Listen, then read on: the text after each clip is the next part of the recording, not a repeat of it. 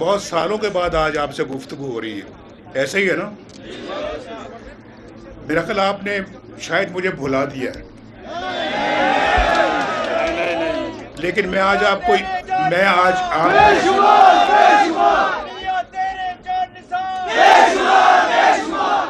लेकिन मैं आज आपको याद दिलाने आया हूँ कि मैं जब वज़ीर आज़म था तो कई मरतबा मैं यहाँ गिलगित आया था और कई मरतबा मैं स्कर्दू गया था, और मैं स्कर्दू गिलगित वज़ीर आज़म बनने से या वज़ीर आला बनने से भी बहुत पहले आया था, और मैं सारा इलाका मैंने देखा था।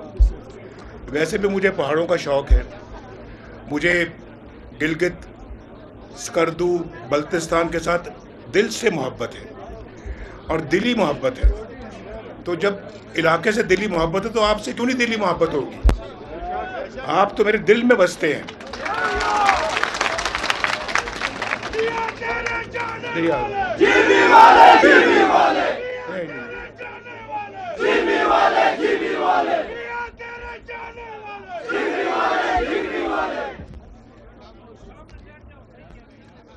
भाई अभी इधर नारेबाजी से थोड़ा सा परहेज करें, ये करेंगे और मेरा ख्याल शायद मैं भी आपके साथ मिलकर नारे लगाऊंगा।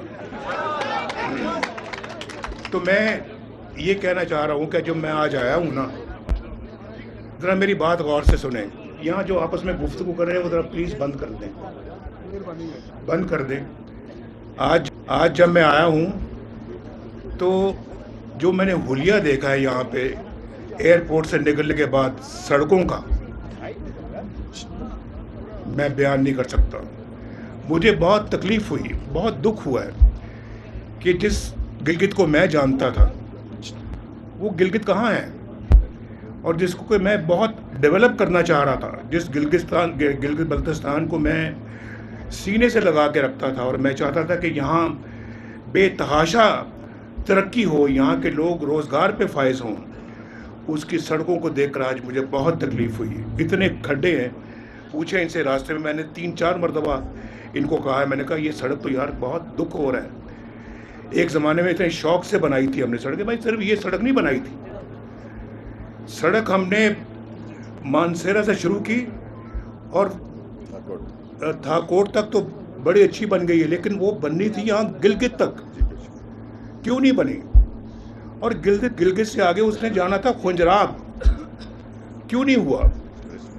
मुझे कोई बता सकता है कि क्यों नहीं हुआ? मैं किसी पार्टी के ख़िलाफ़ नहीं बोलना चाहता, मैं पार्टी या हुकूमत के ख़िलाफ़ नहीं बात करना चाहता, लेकिन मेरा दिल चाहता कि मैं पूछूं उनसे कि आपको इस मुल्क की हुकूमत का मौका मिला, आपने इस इलाके को क्यों इतना इग्नोर किया, नज़रअंदाज किया? आपने तो बहुत सारी चीज़ों को नज़रअंदाज किया है। आज मुझे ये दुख ना होता देखकर इस हालत को जो मैं आज हो रहा है, क्यों आपने इस पर तवज्जो नहीं दी? क्या वजह, आपकी तवज्जो किन चीज़ों पे रही है?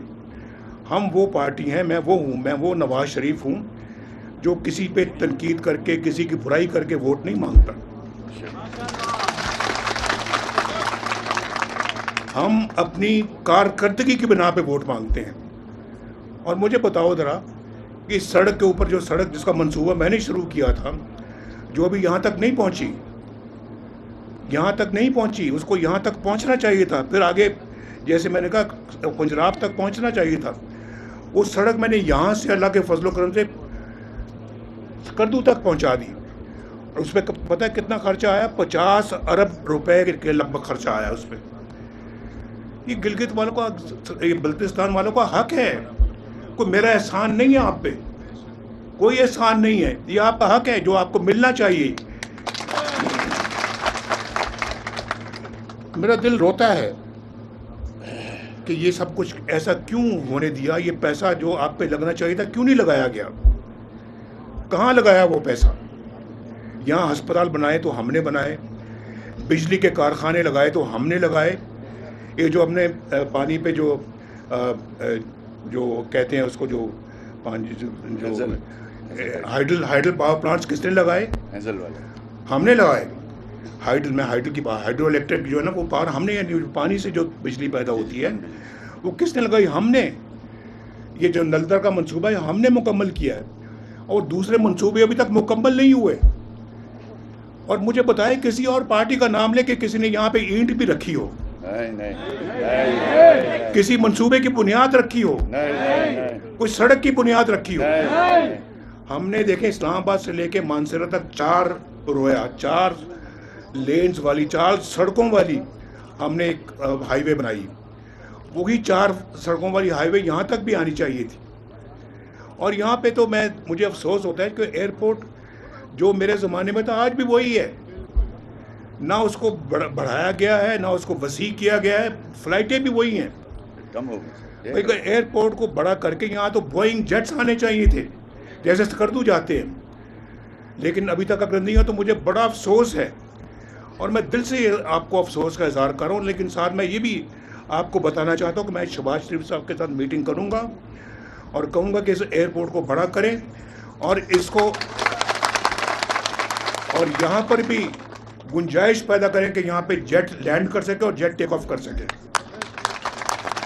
ये पंखों वाले जहाज़ में आया, खुद भी पंखों वाले जहाज़ पे आया हूँ। तो मैं, और फिर हफ्ते में कितनी फ़्लाइटें हैं?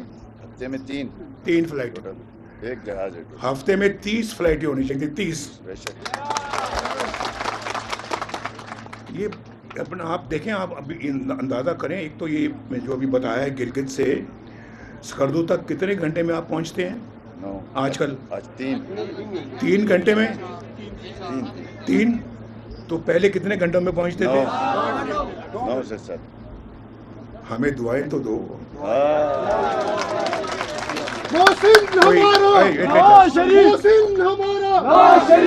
कोई 9 घंटे के सफ़र को हमने 3 घंटे में ला के खड़ा कर दिया है।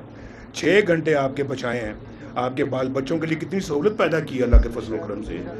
ये हमारे दिल की एक मुराद पूरी हुई है। ये उसी तरह से था जैसे कि मैं अभी बता रहा था कि वो वहाँ KPK में जो टनल बनाई है हमने, लवारी टनल चतराल, वो 70 साल से बन रही थी, मुकम्मल ही नहीं हो रही थी। 70 साल से एक मंसूबा मुकम्मल हो ही नहीं रहा था। हमने अरबों रुपया खर्च किया, हमने कहा इसको मुकम्मल करके छोड़ना है। मैंने उसको मुकम्मल किया, उसको 30, 35, 40 अरब रुपया दे के मुकम्मल किया। तो यहाँ पे मंसूबा शुरू होता है और मुकम्मल होने का नाम नहीं लेता।